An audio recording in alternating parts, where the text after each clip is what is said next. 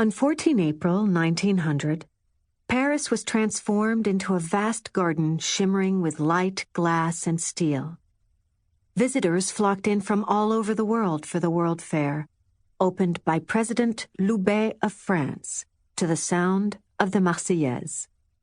The public approached through the Porte Binet, an exotic red and gold archway on the Place de la Concorde, lit up at night with thousands of multicolored electric lights. Before the close of the fair in October, a group of Catalan artists arrived, 4 of them posing beneath the archway, arms clasped, while the 5th, Pablo Picasso, made a quick sketch of his friends. He added himself in at the front of the group, marking himself, in the drawing, me. He had just arrived in Paris for the first time to see his painting, Last Moments, displayed at the fair. The streets bustled with visitors to the exhibition halls, which stretched across the city in the shape of a letter A, from the École Militaire to the Trocadéro. The traffic was infernal, the rumble of horses pulling carriages across the cobbles almost deafening. For the 39 million visitors to the fair, the most popular exhibit was the Palace of Electricity, which transformed the old Trocadéro, now the Musée de l'Homme, into a dazzling animated display.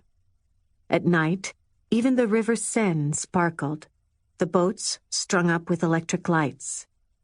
The Grand Café hummed with visitors.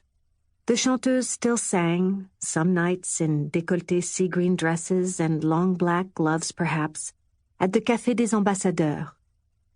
Night and day, stylish women strolled along the boulevards, dressed by Doucet or Worth, in heavy satins and silks, with nipped-in waists, bustles, and hats, top-heavy with ornamental feathers or flowers. The streets were no less decorative.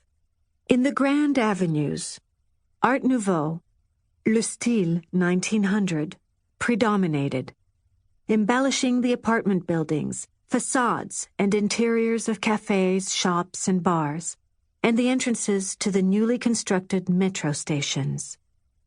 The interiors of the Grand Café boasted ornate gildings and friezes in the new style, intertwined sheaves of corn and laurel leaves set off by glittering mirrors and chandeliers.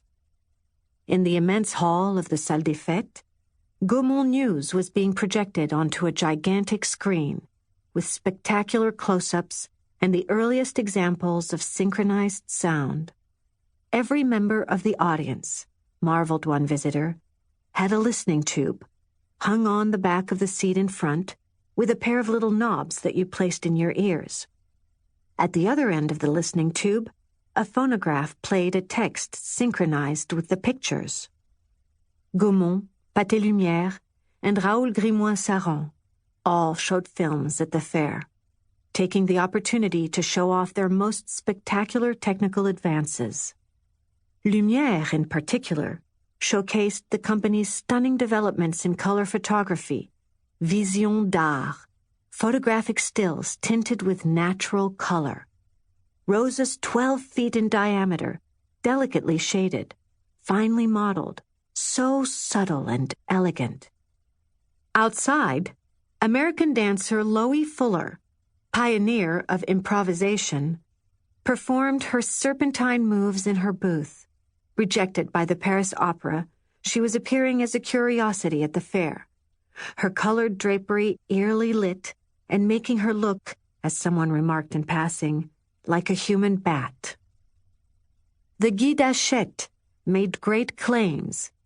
The fair shows the ascent of progress step by step, from the stagecoach to the express train, the messenger to the wireless and the telephone, lithography to the X-ray.